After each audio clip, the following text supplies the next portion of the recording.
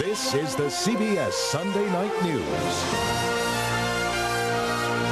with Russ Mitchell. And good evening. Another day, another fatal bomb blast in Israel, the third suicide bombing in a week. Once again, the militant group Hamas is claiming responsibility. And tonight, a Hamas leader is promising more bloodshed if Israel makes good on a pledge to wage all-out war. Jesse Schulman is in Jerusalem. As Islamic radicals strike again on the streets of Jerusalem, suddenly the talk is of war. We must make a war. I'm sorry. A war, we must make a war, not peace. They know that we cannot continue like this. It can be. And suddenly, even a government committed to the pursuit of peace is promising an all-out war against the bombers who have killed some 45 people in 8 days. The Hamas has declared war on Israel, and Israel will act accordingly. Accordingly means preventing outrages like today's with all means available, from building fences to launching commando raids. The new consensus put negotiations on hold and rally together for a fight.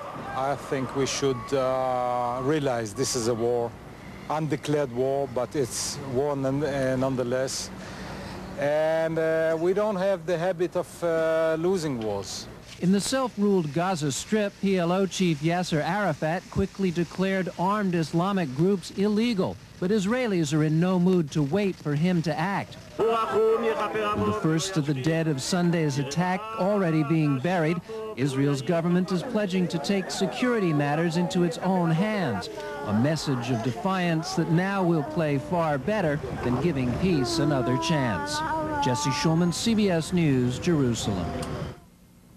Peace talks between Israel and Syria scheduled for tomorrow were suspended after the bombing. In Washington, the blast brought a stern but careful response. Cheryl Atkinson reports. President Clinton was quick to condemn the latest act of terrorism. This is a troubling moment, but I am determined to see that it does not defeat the peace process, and I am determined to do everything I can on behalf of the United States to support those who are standing against terrorism and standing for peace. Mr. Clinton was careful not to point the finger at PLO leader Yasser Arafat. I do believe that Chairman Arafat has made efforts, and I think he will make more. But Peter Rodman, a National Security Council staffer under President Bush, says it is Arafat's responsibility to contain the terrorism and convince the Palestinians that doing so is in their best interest.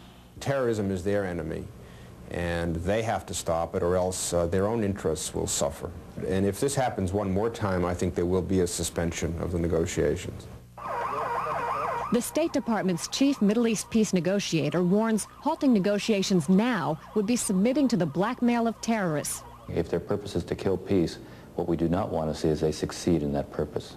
The president's Middle East advisors will convene tomorrow. Ambassador Ross says the U.S. strategy is already mapped out. The United States will sternly deal with the threats against Israel while doing all it can to nurture the negotiations. Cheryl Atkinson, CBS News, the White House. Still ahead on the CBS Sunday Night News, presidential candidate Alan Keyes is removed by police while protesting his exclusion from a televised debate.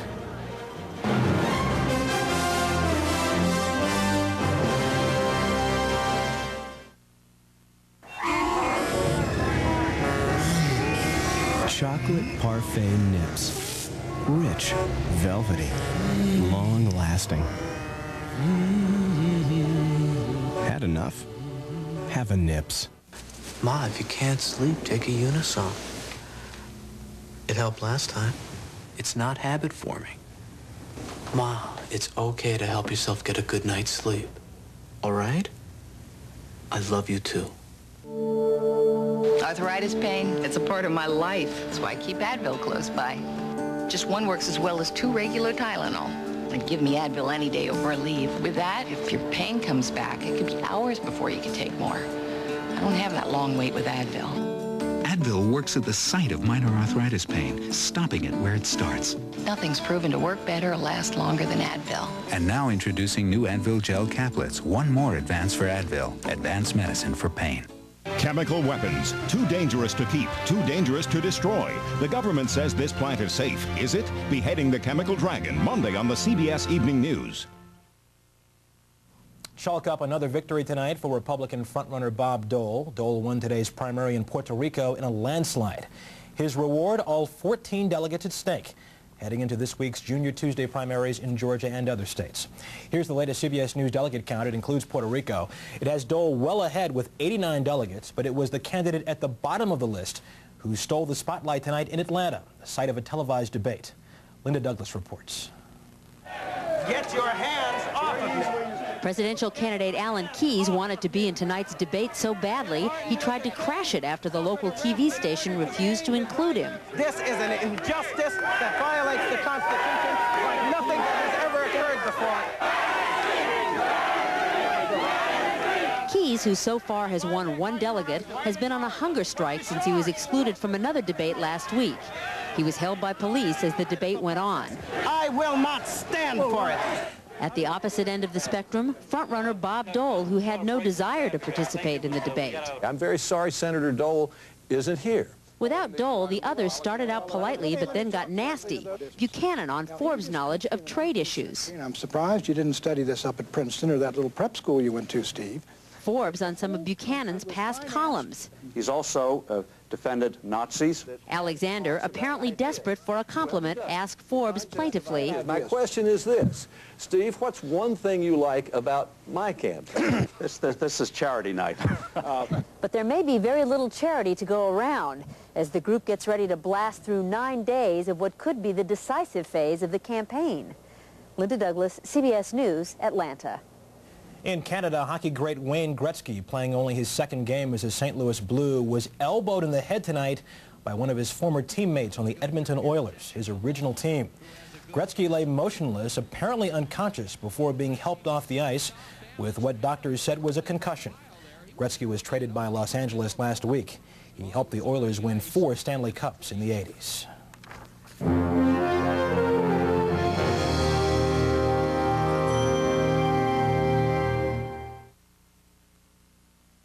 Fibercon or Metamucil.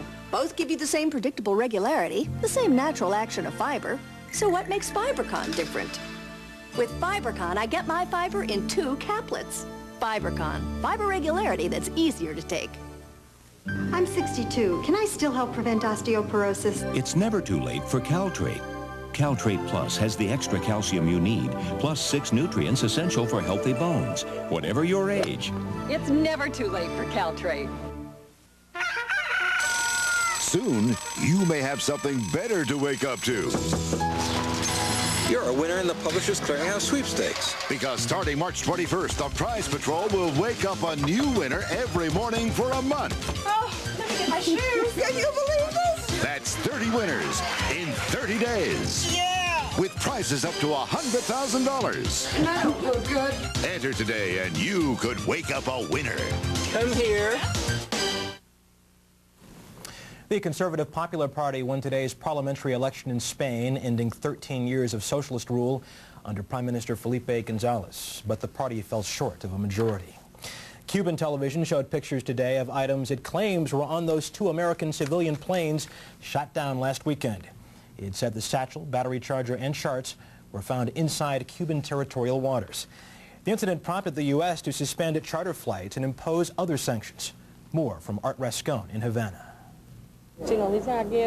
Ana Rodriguez waits for a charter plane from Miami that will never come. My mother is sick, she says. My brothers were bringing her medicine. But this is a country that is used to dealing with sanctions. It has suffered through an embargo for nearly 4 decades. New sanctions will largely go unnoticed.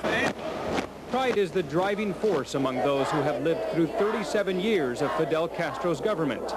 It is the old guard refusing democracy. But there have been plenty of changes in Cuba over the years. Commercial and economic changes that have brought in more than $300 million in the past 16 months.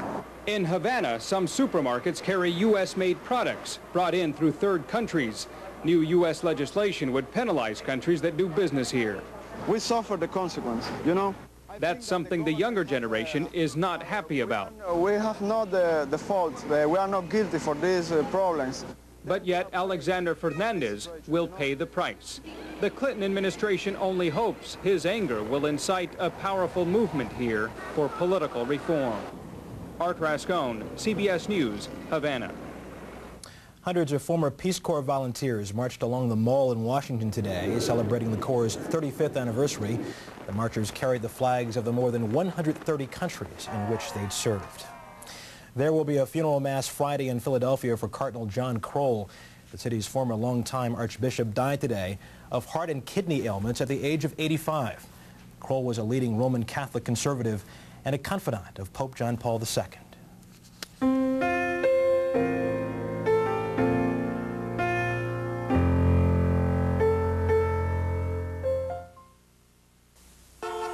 This is why your mother told you to wear sensible shoes. Good thing you listened.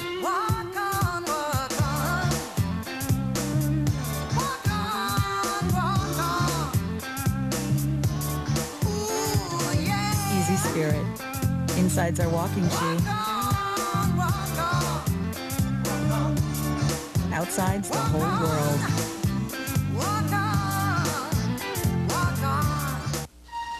There are those among us with very simple tastes. They only want the best. And for them, there's Fancy Feast gourmet cat food.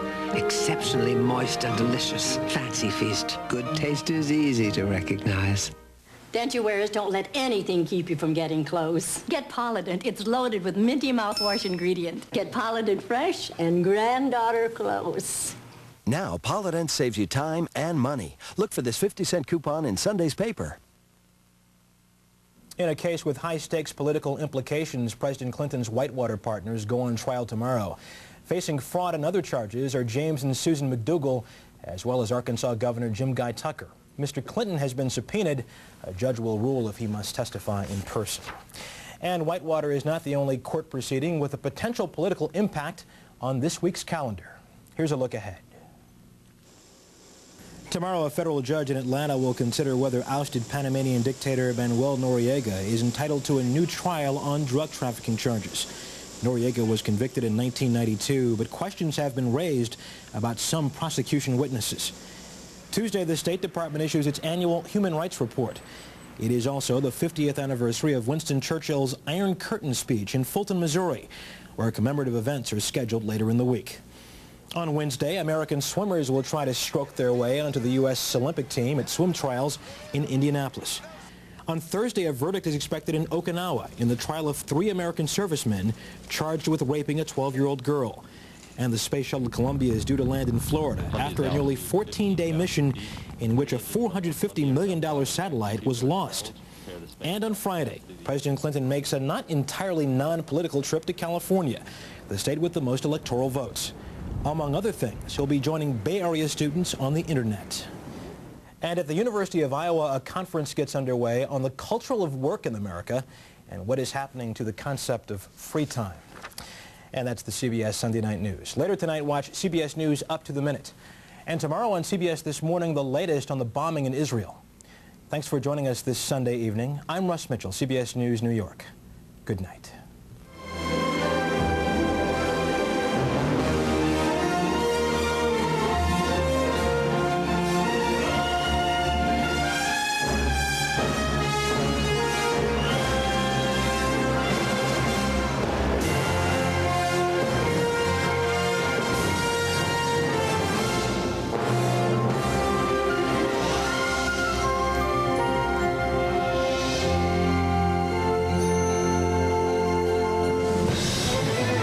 CBS News.